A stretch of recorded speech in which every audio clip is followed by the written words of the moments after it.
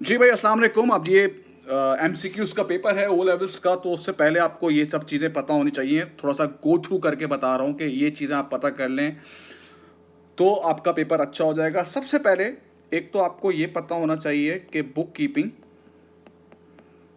और अकाउंटिंग में क्या फ़र्क होता है। इसके वो अक्सर एमसीक्यूज पूछेगा, ठीक है ना। बुक कीपिंग क्या होती है, अकाउंटिंग क्या होती है, बुक कीपिंग, ये इस सब के बारे में वो एक एमसीक्यूज पूछ सकता है। एक हमेशा अकाउंटिंग प्रिंसिपल के बारे में ज़रूर पूछेगा। अकाउंटिंग प्रिंसिपल, मनी मेजरमेंट क्या है, सेपरेट एंटिटी क्या है, डुअल एस्पेक्ट क्या है, गोइंग कंसर्न क्या है, ये आपको पता होना चाहिए। फिर डेप्रिसिएशन के बारे में आपको क्या पता होना चाहिए।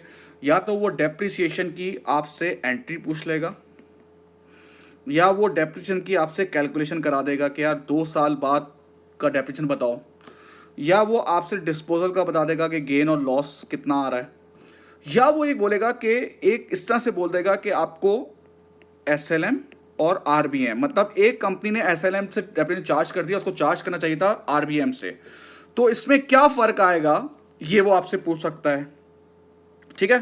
फिर वो एक्सपेंस और रेवेन्यू के टी अकाउंट के बारे में पूछ सकता है। जैसे हमने एक्सपेंस में रेंट एक्सपेंस का अकाउंट दे दिया, ठीक है, उसमें वो बोलेगा इनकम स्टेटमेंट बताओ, या वो ये बोलेगा कि ट्रांसफ़र एंट्री बताओ।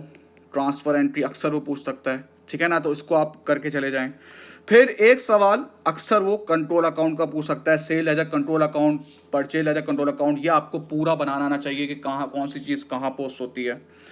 एक सवाल जो है वो सोर्स डॉक्यूमेंट के बारे में ज़रूर आ सकता है, ठीक है ना। सोर्स डॉक्यूमेंट क्या होता है कि सेल्स इनवॉइस कब यूज़ होगी, सही ना, क्रेडिट नोट के बारे में, डेबिट नोट के बारे में, स्टेटमेंट ऑफ अकाउंट के बारे में, ये सब आपको गो थ्रू करना है, ठीक है। फिर एक सेल्स लेजर और परचेज लेजर, ठीक है ना, वो किसी का भी अकाउंट बना के दे देगा, किसी का भी मिस्टर ए का, और उसमें कुछ ट्रांजैक्शन पोस्ट कर देगा, बोलेगा कौन सी बात सही कह रहा है। ये एक रिपीटेड सवाल है।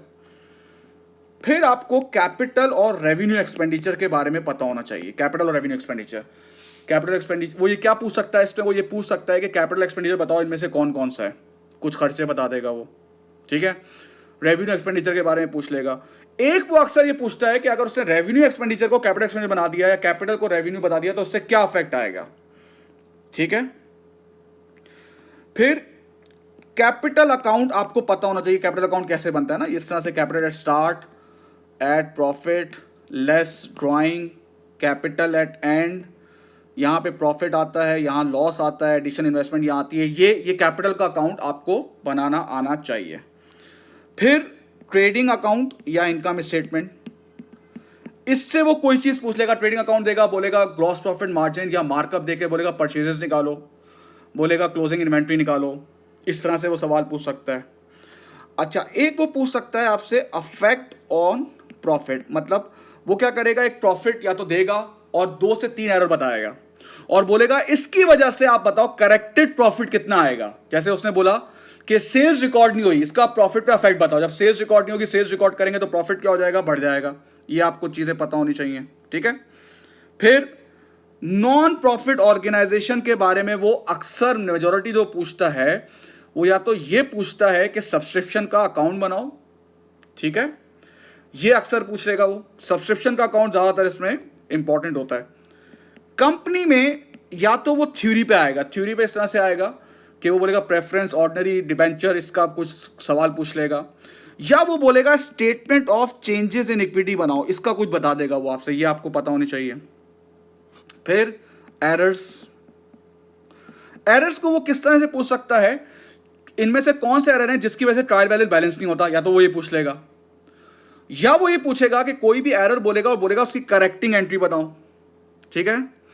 फिर एक बुक्स ऑफ प्राइम एंट्री पे आ सकता है भाई, बुक्स ऑफ प्राइम एंट्री, सही है, कि ये कहाँ सेल्स में रिकॉर्ड होगा, सेल्स डे बुक में रिकॉर्ड होगा, परचेज जर्नल में रिकॉर्ड होगा, इस तरह जर्नल में क्या रिकॉर्ड होगा, इस तरह से पूछ सकता है। फिर अक्सर बीआरएस का तो एक लाजमी आता है, बैंक रिकॉर्ड स्टेटमेंट का आपको फॉर्मेट पता हो, कैश बुक बैंक स्टेटमेंट का फॉर्मेट पता हो, और कभी कभी वो कैश बुक का बैलेंस देके आपसे मांगता है बैंक स्टेटमेंट का बैलेंस। तो जब आप नीचे से ऊपर जाते हैं तो सारी चीजें रिवर्स हो जाती हैं बैंक स्टेटमेंट की, वो ये भी पूछ सकता है, ठीक है। फिर वो एक तो एसेट जो बैलेंस शीट होती है ना, asset is equal to liabilities plus capital, एक यानी कि जो बैलेंस शीट का फॉर्मेट होता है उससे वो कुछ पूछ लेगा आपसे। इसने ये भी पूछ सकता है इनमें से करंट एसेट बताओ, नॉन करंट बताओ, इसमें से नॉन करंट लायबिलिटी कितनी है, करंट लायबिलिटी कितनी है, टोटल लायबिलिटी कितनी है, कोई भी एक चीज मिस करके पूछ लेगा कि इसमें से बताओ क्या है। फिर अकाउंटिंग विजन में आपको क्या पूछेगा, वो कुछ ट्रांजैक्शन देगा और वो आपसे बोलेगा कि इस ट्रांजैक्शन की वजह से अकाउंटिंग स्टेटमेंट में क्या चेंज आ रहा है।